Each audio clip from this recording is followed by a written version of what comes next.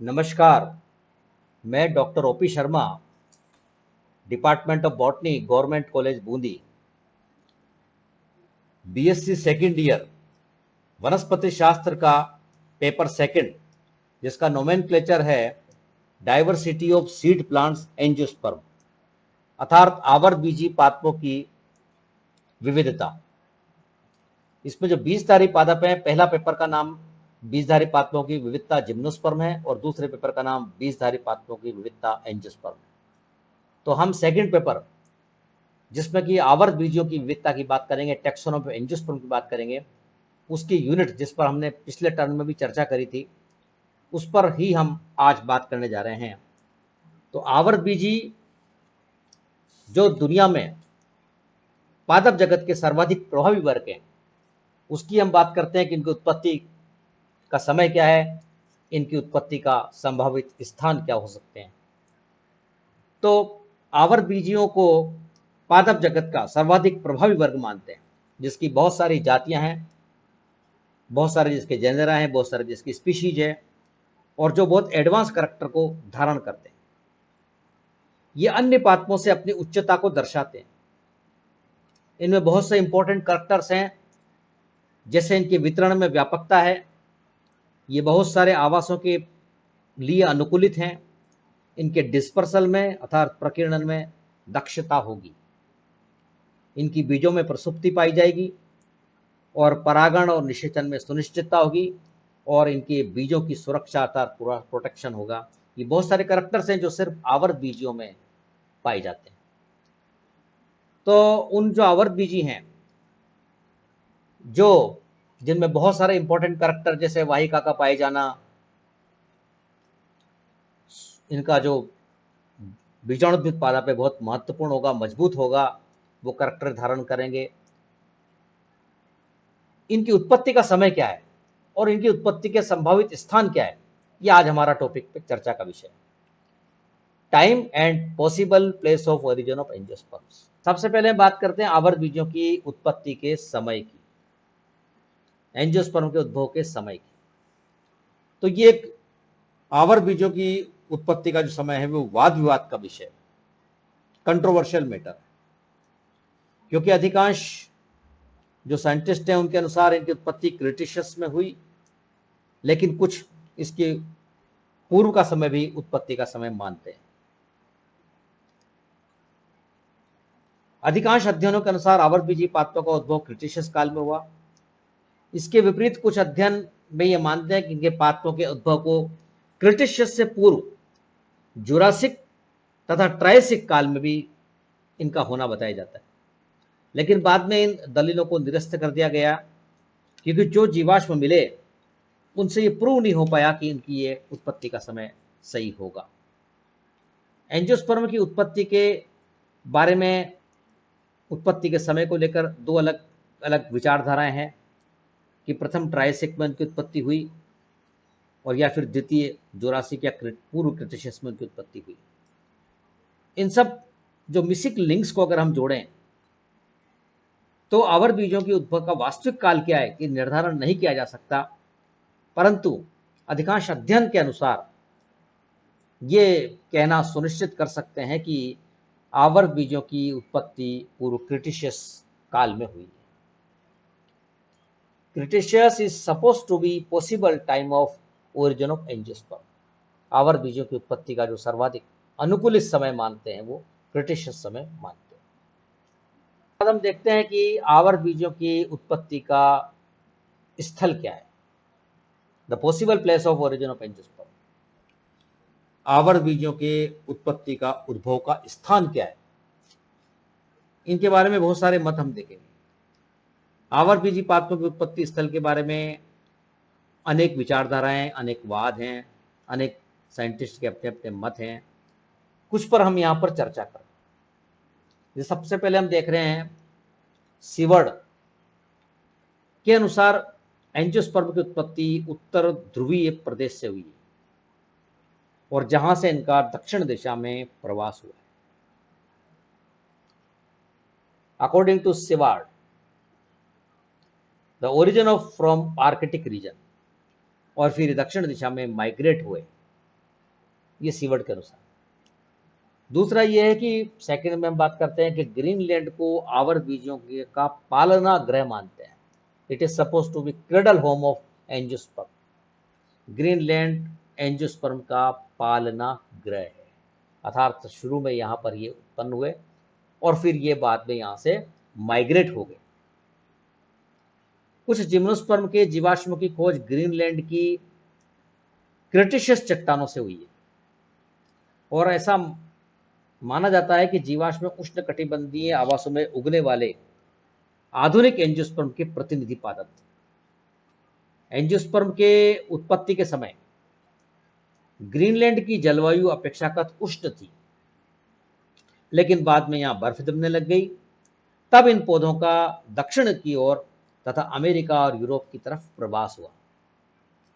तो इस संकल्पना के अनुसार हमें मान सकते हैं कि एंजियोस्पर्म का प्रारंभिक उद्भव ग्रीनलैंड में हुआ था। Greenland is the cradle home of angiosperm. Greenland आवर्तबीजियों का पालना गृह है, ये एक विचारधारा के अनुसार माना गया है।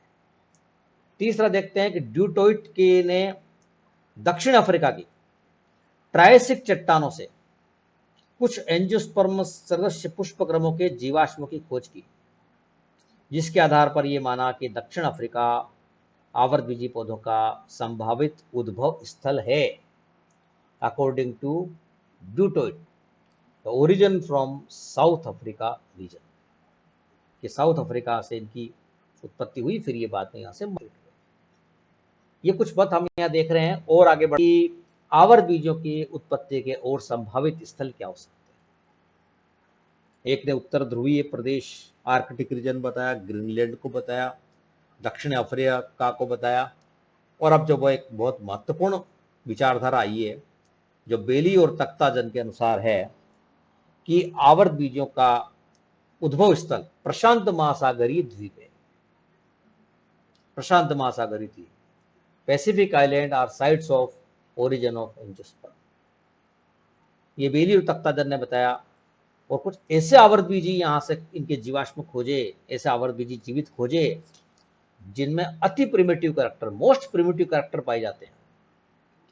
बेली तथा तख्ताजन ने दक्षिणी प्रशांत महासागरीय द्वीपों जैसे फिजी, न्यू कैलेडोनिया, न्यू ग्वाइना आदि के फ्लोरा के अध्ययन के दौरान एंजियोस्पर्म फाइलोजेनी की कई लुप्त कड़ियों को जोड़ा और उन्होंने कुछ मोस्ट प्रिमिटिव लक्षण वाले ऐसे एंजियोस्पर्म का फ्लोरा का वर्णन किया जिन्हें हम आधुनिक एंजियोस्पर्म का पूर्वज मान सकते हैं या उनके पूर्वजों को जोड़ने वाली मध्य कड़ी मान सकते हैं।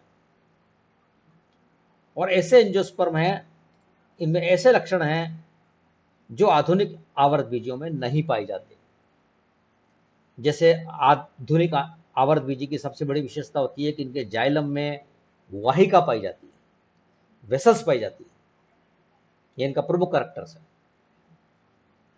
इनके पुंके सर के अंदर जो लक्षण होंगे एंथरलोप, कनेक्टिव्स, फिलामेंट्स वो होंगे, और जो इनका अंडप होगा, कार्पल होगा, वो संयुक्त होगा।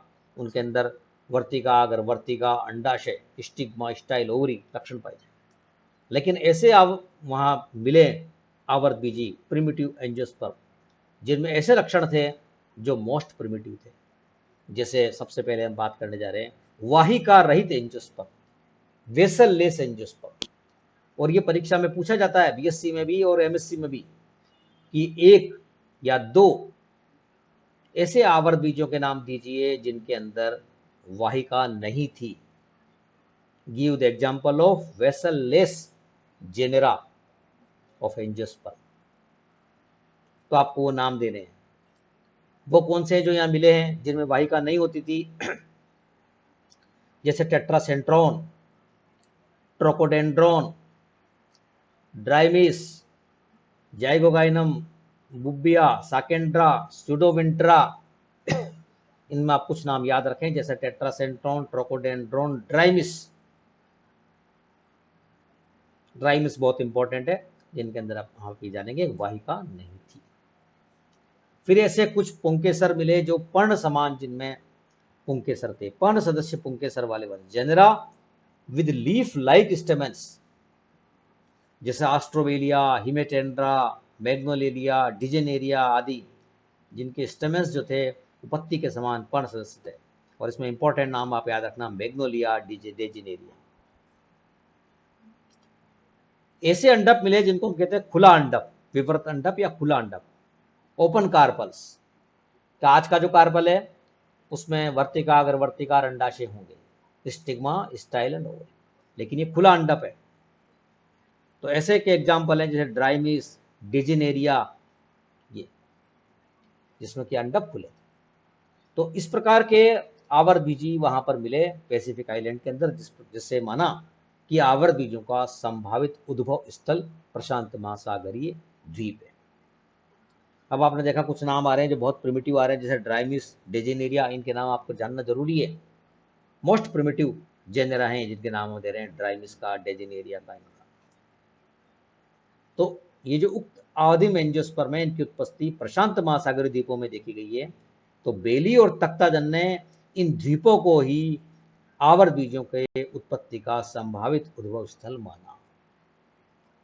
कि कौन हो सकते हैं आवर बीजों की उत्पत्ति के संभावित स्थल, तो possible place of origin of angiosperm. उसमें अगला से हम देखते हैं, स्मिथ के अनुसार इन पौधों की उत्पत्ति मलेशिया के समीप उस समय हुई जब गोंडवाना तथा लोरेशिया प्रारंभिक विघटन की स्थिति में थे। जब महाद्वीपों का विस्थापन हुआ तब की बात है, उस समय इनकी उत्पत्ति का स्थान मानते हैं। अगला देखते हैं, स्टेबिंस ने बताया कि एंजियोस्पर्म की उत्पत्ति खुले आवासों में सूखे और अकाल वाले क्षेत्रों में हुई है। तख्ताजन का जो व्यू था, तख्ताजन ने अपने पूर्व के विचार के बाद पुनः स्थापित किया कि आवर बीजों का उद्भव न्यूटीनियस है, जो क्लाइमेटिक स्ट्रेस अर्थात जलवायु प्रतिबल की परिस्थितियों में पर्वतीय क्षेत्रों से हुआ है। ये तख्ताजन का व्यू था। अगला जो सिद्धांत दिया गया, जिसको नाम दिया गया लो लैंड थ्योरी, निम्न भूमि सिद्धांत। तो कुछ वैज्ञानिक बाद में जैसे हिके तथा डोयल, वॉल्फ, टेलर आदि ने पर्यावरणीय प्रतिबल को योगदान को माना, अर्थात एनवायरमेंटल स्ट्रेस के योगदान को आवर बीजों की उत्पत्ति में महत्वपूर्ण माना, कि पर्यावरण प्रतिबल का बहुत बड़ा योगदान है एनवायरमेंटल स्ट्रेस का। और ये बताया, ये सुझाव दिया कि जो प्रारंभिक एंजियोस्पर्म में आवर बीजी हैं, उनकी उत्पत्ति नालों तथा झीलों के तटों पर हुई है, वहां से इनकी उत्पत्ति हुई है आवर बीजों की। और इसे सिद्धांत को नाम दिया गया निम्न भूमि सिद्धांत, अर्थात लो लैंड थ्योरी। निम्न भूमि सिद्धांत से आवर बीजों की उत्पत्ति हुई। टेलर तथा हिके के अनुसार जो एंसेस्टर्स ऑफ एंजियोस्पर्म थे, पूर्वज आवर्त बीजी थे, उनके जो लक्षण थे वो कैसे थे? बहुवर्षीय और प्रकंदीय शाख, it means perennial rhizomatous herb थे जो प्रारंभिक आवर्त बीजी थे। और इनकी उत्पत्ति नदियों तथा नालों के किनारों पर, उन स्थानों पर हुई है जहां वातावरणीय जो है प्रतिबल ज्यादा था, वातावरणीय उपद्रव ज्यादा होते थे, वहां से आवर बीजों की उत्पत्ति हुई। और इस थ्योरी को का नाम दिया गया लो लैंड थ्योरी।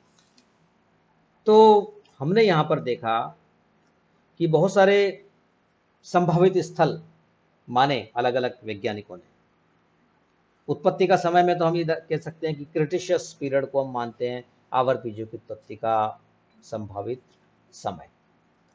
लेकिन ओरिजिन ऑफ एंजियोस्पर्म का प्लेस क्या है, स्थान क्या है, उसके अंदर अलग अलग विचारधारा, जैसे सीवर्ड ने कहा कि उत्तर ध्रुवीय आर्कटिक रीजन से इनकी उत्पत्ति हुई।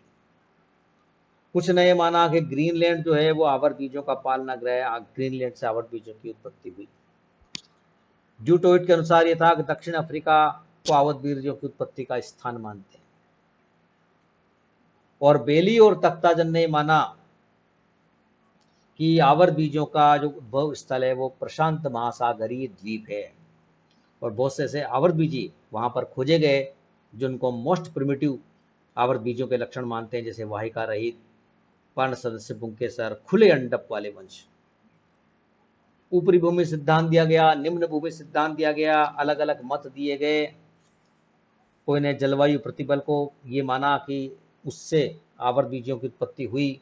तो आज का जो हमारा लेक्चर था वो था आवर्त बीजी, जो हम ये मानते हैं कि